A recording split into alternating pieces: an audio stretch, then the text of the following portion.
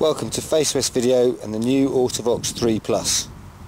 So the first test we're going to do with this is the standard burial, one transceiver in a good plane of alignment, which is currently up the field by about 50 or so meters.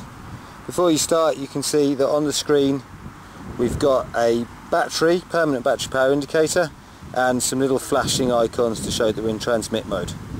Let's get into receive mode. There's two lugs on the top and you have to pull them apart and the button pops up in the middle. It takes two hands to do that, so just bear with me a second.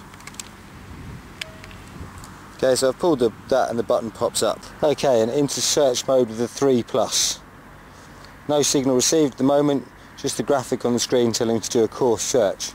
So I'll go down the side of my avalanche first, moving quite quickly. I'll try not to jog the screen too much. No sound, no information on the screen, so I just keep moving. Okay, go around across my avalanche again. Still nothing. Keep going, keep going. Okay, now the screen's changed. No sound yet. It takes about 5 seconds before it starts to beep as well. Okay, so on the screen it's come on, it's got a bit of an intermittent signal, so it had a signal there, now it's lost it again. There it's come back. So the best thing to do in this situation is a bit of a sweep, see if I can't get that signal to be permanently acquired by the transceiver. Okay, so I find that around here I got the lowest information and the sort of most steady signal, 33 meters. Now the arrow is flashing in time with a beep telling me to go that way, so I'll go forwards. Okay, now if I drift left and right, the arrow should just correct me. So, and then all the time the display is counting down as I go towards the target. So if I drift off to the left, the arrow says, oh no, a bit more to the right, a bit more to the right, a bit back to the left. The only thing I find with the 3 Plus is that you have to orientate yourself quite slowly. It's not as fast updating as, say, the Tracker 2, so you find you can overshoot when you're changing direction and have to change back a little bit afterwards. So with a little bit of patience and a move a little bit more slowly, you get more out of it. Of course, it doesn't hurt to go left and right a bit, you just end up walking in a bit of a snake.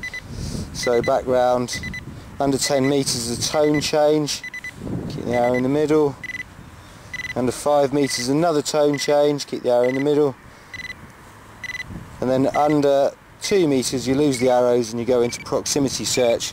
So you've got the graphic that gradually fills in as you get less and less, and the tone goes up, and then as you move away from the transceiver, the tone goes down again.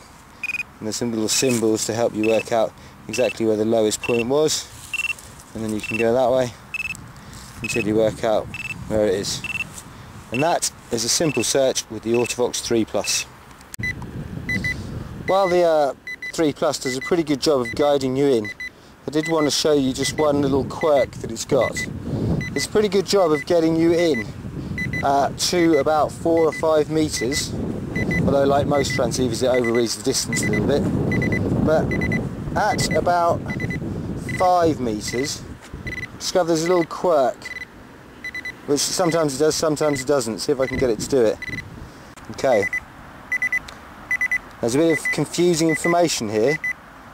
Okay, so it's saying that way 12 meters, now that way 8 meters, now that's in, it's changing from side to side there.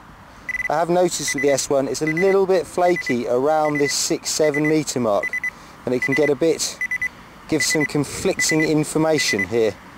You know, here it's giving all sorts of readings, there it's lost the signal altogether. Okay. If I take a step through this zone, I just get I get the pretty much reliable signal again. 3 meters to go that way, and then below 2 meters I get onto my narrow search mode. Fine search. Okay, lost the signal there. Okay, it's got it back. Okay, and I'm now 0.6. So what I would say is, although the transceiver is actually has one of the most reliable masking programs that I've used, it didn't really slip at all there. The actual search process, and I have noticed in a number of my tests, around 6-7 meters can be a little bit confusing, and you just need to sort of walk through it and ignore it for a meter or so, which is not ideal for a transceiver. It seems to work pretty well apart from in that zone. So yeah.